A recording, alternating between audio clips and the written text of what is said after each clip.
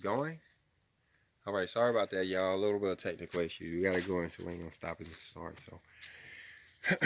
So what we were saying was the relationship between the clock and the lunation and the celestial clock, Right. man's so-called man's clock, because I'm proposing right now that it's not man's clock at all. But that they altered the clock? Not altered it at all, except for they took this gear. Remember we started talking about some missing gear? Right. Well, the gear, turns out they took the gear off. The initial gear, the first gear was the moon gear. Okay. Now, let me repeat what I just said there. The first gear on the clock was the moon gear.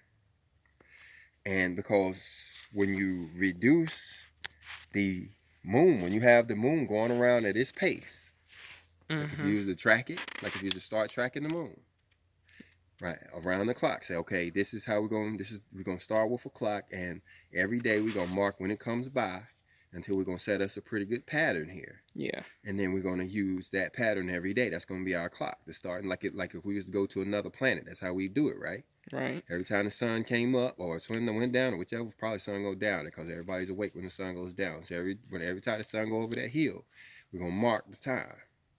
And we're gonna do this until we feel like it's doing consistently, right? And then we're gonna call that the time, right? Right. So they started off with that with the moon, right? Okay. And then check this out. They reduced it by 60. Here's the gear ratio, 1 to 60. Because if you not reduce, but actually multiply it, the frequency or whatever, Yeah. by 60. Okay. Guess what time you get? How long? You get the hours, every hour. That's an hour. And then if you, just like when you multiply by 60, and I know I'm getting this wrong. Just like you multiply, how many times do you have to multiply to go from an hour to a minute? 60. So you go 60, and then they go from a minute to a second. 60. 60 is 60, 60, 60, 60, from the second to the minute to the hour to the moon or the month. It's perfect. Absolutely 100%. Totally perfect. And they started off with the moon year to get to our clock. So our clock was based off of the moon cycle. The Father just allowed us to understand this in the last time. That's why we're back out here at the sundial, so you can see the difference between where we started and where we ended. We're still on the same day. So we praise him for what he's allowed us to understand and what I understand now. And if I did a good job, you understand it too, that they started off with the moon to get the hour and said, wow, that was 60. And they came back to get another one to get the minute, and then another one to get the second. And then they took off the moon thing, removed it from the clock, took it off. And left the hour and the minute. And yeah, so now we're confused. We don't know what time it is. Right.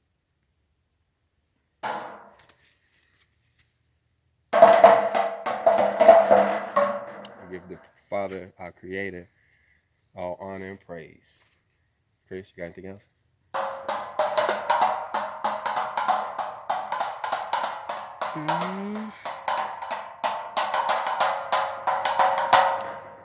Say, now we just gotta find a clock that'll accept that gear back into it. Yeah, how do you put the gear back? Yeah. And that's where you guys come in at. I'm electrical, so I don't know. I'm the Bible guy. I don't know how to put that gear back, but that's all we got to do is find us a gear to go from 1/60 of the hour, to slow the hour down 60. So we need a 60th of a gear. So we're going 60, 60, 60, 60. So we're going to have the moon. And what that will do is give us something we can put on our watch to go. And look, while we go through the 3 days of darkness, which is actually turns out to be 3.5 years where we can't see the sun and no shadows, we don't know what time it is, we could actually have this clock that was on our watch or on our wall that was just doing it. Telling us where the moon and the sun telling were. us when it's close. When it's close. You know what I mean? In the 3 days of darkness. And I don't know when Passover is. Passover around here might go a whole month. I don't know. You know what I mean? I don't know. But it'd be, you have to read real closely what it says about the moon. Does it say that the moon is not going to be seen at all? I don't know. It could say that the moon be blood. You can see a blood moon. Take that. Yeah. Hey, that's all you really need, because a blood moon always falls on a full moon, Right. right? And that's the appointed season. Passover, not Passover, but unleavened bread, which is the day after Passover. So Passover really too. Passover, Pentecost, and Tabernacles are the mandatory festivals, the ones you have to do. Every male over 20 has to do them, and they all start on a full moon. So yeah, if the moon is turned to blood, then all we have to see is the blood moon. So you have this clock that tells you the general time, and you're just waiting for the blood moon. Mm-hmm. Good point. Any more? That's that on that. That's that on that. Praise ye the Lord. Our Father creator.